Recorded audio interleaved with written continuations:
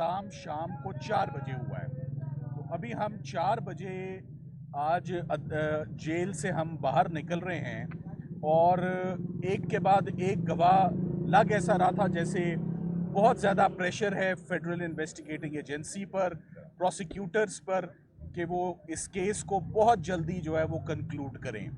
आज जो सबसे हैरानकुन बात है जो मैं आपको बताना चाहता हूँ वो ये है कि आज जो सरकार ने अपना इस्तगासे में जो गवाह आज पेश किए, वो तीनों के तीनों गवाह आए मिनिस्ट्री ऑफ फॉरेन अफेयर्स से, मोफा से, और जबकि इस केस का मुद्दई जो है वो मिनिस्ट्री ऑफ इंटीरियर है। तो आज सबसे पहले तो ये बात सामने आई कि ये जितने इल्ज़ामात हैं साइफर से रिलेटेड, इसमें मिनिस्ट्री ऑफ फॉरेन अफेयर्स कभी भी एग्रीव्ड ही नहीं था और मिनिस्ट्री ऑफ फॉरेन अफेयर्स ने कभी ना तो कोई शिकायत लगाई, ना कोई रिमाइंडर भेजा। आज तीनों गवाहों की बड़ी एक्सटेंसिव क्रॉस एग्जामिनेशन हुई है। सिकंदर जुल्करनैन सलीम साहब जो मेरे राइट पर खड़े हैं, उन्होंने एक्स्ट्रा ऑर्डनरी क्रॉस एग्जामिनेशन किया ऑन ऑल 3 विटनेसेस।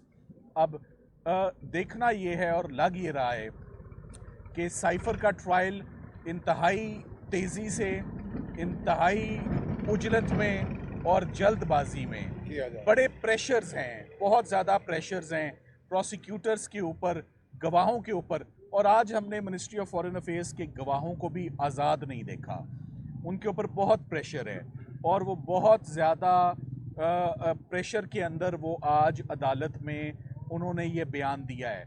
अगर कोई गलती होती फॉरेन मिनिस्टर के बिहाफ पर या प्राइम मिनिस्टर के बिहाफ पर, तो मिनिस्ट्री ऑफ फॉरेन अफेयर्स खुद इस एफआईआर की मुद्दई होती, जो कि वो आज दिन तक मुद्दई नहीं बनी।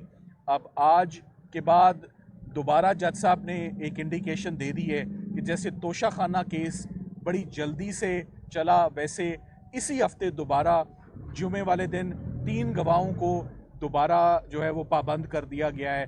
तो सरकार इरादा ये रखती है कि 6 गवाहों को वो इसी हफ्ते किसी ना किसी तरीके से वो निपटा दें, और कोई काम ना हो और पाकिस्तान में कोई ट्रायल ना हो और हम कोई काम ना करें, सिर्फ साइफर के केस में हम अदालत की मावनत करें। ये बात बहुत अहम है कि इस केस का चार्ज भी डिफेक्टिव फ्रेम हुआ है और इस केस की ज़मानत भी जो मुस्तरद हुई वो इस स्पेशल कोर्ट ने भी मुस्तरद की और इस्लामाबाद हाई कोर्ट ने भी मुस्तरद की। ये अब दोनों मामले सुप्रीम कोर्ट ऑफ पाकिस्तान के पास फाइल्ड हैं और हम उम्मीद करते हैं कि आइंदा हफ्ते में सिर्फ ट्रायल में जल्दबाजी नहीं की जा रही, बल्कि जो फेयर ट्रायल का प्रोसीजर है, लिबर्टी का जो क्वेश्चन है, फंडामेंटल राइट्स का जो क्वेश्चन है, वो भी आज डिसाइड हो और ज़मानत की एप्लीकेशन और जो चार्ज का डिफेक्टिव फ्रेम होना है वो जल्द अज जल्द जो है वो फ्रेम वो सुप्रीम कोर्ट उस पर डिसाइड करे। आज मैं ये भी कहना चाहूँगा कि ये सारे इल्ज़ामात को बड़े टेक्निकल नेचर के इल्ज़ामात थे। इसको शाह महमूद कुरैशी साहब ने बहुत अच्छे से आज अपने वकला को भी गाइड किया और हमें उनसे बहुत हेल्प मिली in preparing and in conducting the cross examination on the witnesses. Imran Khan साहब ने भी आज हमसे 2 दफ़ा हमारी उनसे मुलाकात हुई और मुलाकात में आज जो इतनी ताख़ीर हुई है बाहर आने में, उसकी बड़ी वजह ये है कि हमें अपने क्लाइंट्स के साथ जो मुलाकात हम करते हैं उसमें ना कोई हमारे पास कागज़ होता है, ना हमारे पास कलम होता है, ना फाइल होती है, ना बयान होता है और हमें कमरे में वैसे ही भेज दिया जाता है।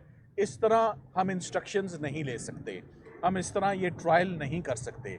ये हमने बार बार जज साहब को आज बताया है कि ये बड़ा टेक्निकल नेचर का केस है, इसमें हमारे क्लाइंट से इंस्ट्रक्शंस हमें मिलना बहुत ज़रूरी है, जो कि नहीं मिल रही। सो अब देखना ये है कि इस वक्त मेरा ख्याल है हुकूमत और जो पॉलिटिकल ओपोनेंट्स हैं, they are running out of options. तमाम केसेस जो हैं वो ऑलरेडी ज़ीरो हो चुके हैं, सेडिशन हो, म्यूटनी हो, फॉरेन फंडिंग हो, जज ज़ेबा केस हो। तो फाइनली अब रह दे कि अब ये एक साइफर का ट्रायल पीछे रह जाता है और इसमें भी नज़र यही आ रहा है कि सरकार आज लड़खड़ा रही थी अपने तीनों गवाहों को पेश करने के बाद। उन पे क्रॉस एग्जामिनेशन आज ऐसा हुआ है कि मेरा ख्याल है कि सारा उनका केस आज ही ख़त्म हो गया है। जी सर ये बताइएगा कि आपकी सबसे मुलाकात हुई है इलेक्शन के हवाले से, डेट अनाउंस हो चुकी, इस हवाले से उनका क्या कहना है?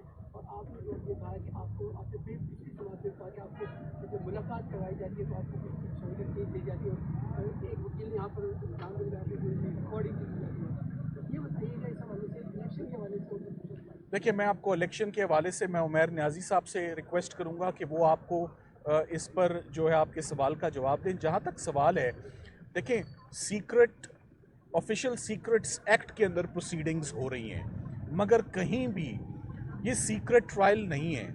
आज गवाहों से जो भी सवाल पूछा जाता था, मैं आपको सिर्फ उनका एक जवाब बता देता हूँ।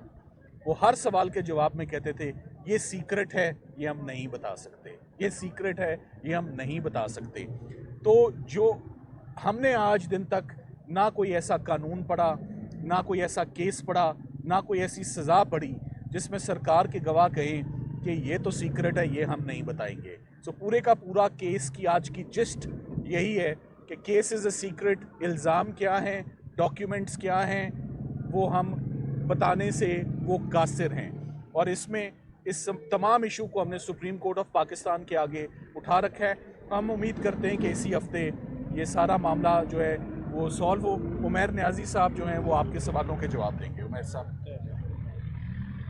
बिस्मिल्लाहिर्रहमानिर्रहीम। जहाँ तक आपने जी इलेक्शन की बात की, खान साहब ने वाज़े तौर पे कहा, पहले भी आपको रिटरेट किया था कि नवाज़ शरीफ कभी भी अपने एम्पायर्स के बगैर नहीं गेम खेलता। खान साहब ने आज दोबारा से कहा कि वो दोबारा अपने एम्पायर्स की तरफ देख रहा है और उन्हीं के बल बोते पे दोबारा आना चाहता है। जहाँ तक पार्टी की अपनी सिलेक्शन का ताल्लुक है तो उन्होंने कुछ इंस्ट्रक्शन सिंध, बलूचिस्तान और KPK के हवाले से दी हैं, वो स्पेसिफिकली पार्टी को पहले बताई जाएंगी और थ्रू कोर कमेटी आप तक इंशाल्लाह ताला वो बाहर आ जाएंगे। सेकेंडली, हमारी मौजूदगी में खान साहब को सुप्रीम कोर्ट की तरफ से नोटिस भी मिला जो बेसिकली नैब की पिटिशन अलाउ हुई थी, नैब अमेंडमेंट सेट असाइड कर दी गई थी। आपको जैसा कि पता है कि फेडरल गवर्नमेंट ने उसके against intra court appeal file किया है। वो 4 बुक्स का सेट खान साहब को रिसीव हो गया है और सुप्रीम कोर्ट का नोटिस था, खान साहब ने उस पर एंडोर्समेंट कर दी है और अपनी विलिंगनेस शो की है कि वो अपनी अपील का दिफा एज रिस्पोंडेंट नंबर 4 खुद करेंगे। तो अब सुप्रीम कोर्ट पे है कि वो किस तरह की फैसिलिटीज़ उनको प्रोवाइड करता है, वो उस केस का खुद दिफा करेंगे।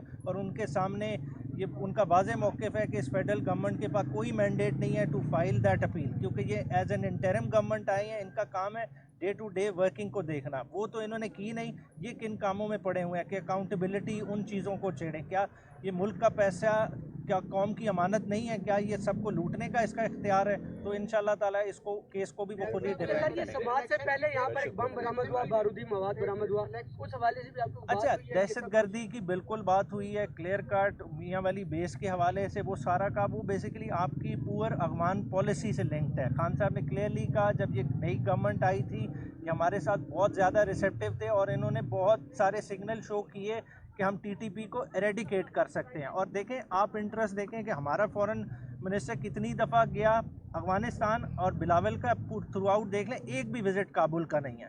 तो ये लैक ऑफ इंटरेस्ट शो करता है। तो आपने ये चीज़ को कभी कंसिडर ही नहीं किया। और अब जो आप कर रहे हैं, अफगानी जो डिस्प्लेस कर रहे हैं, जो बच्चे इधर पैदा हुए जिस हाल में आप लोगों को एंटेगनाइज करके इस मुल्क से बाहर निकाल रहे हैं, तो वो एक और आप ब्रीडिंग ग्राउंड को जन्म दे रहे हैं जो दहशतगर्दी बढ़ेगी। तो इसलिए ब्रॉड बेस कंसेंसस चाहिए, इस चीज़ को नहीं कैटर फॉर करेंगे तो ये कोई भी इसको कंट्रोल नहीं कर सकेगा। डेट अनाउंस होने के बाद तेजी देखी गई है कि कारकुनों की गिरफ्तारी और ये इस पे खान साहब ने भी जिक्र किया और उस पे इनपुट शाह महमूद कुरैशी साहब ने भी कहा कि हमारे पास लेवल प्लेइंग फील्ड नहीं है। जैसा पीपल्स पार्टी एजिटेट कर रही है, जमात इस्लामी, देखिए नून लीग के अलावा कोई जमात इस पे बात नहीं कर रही।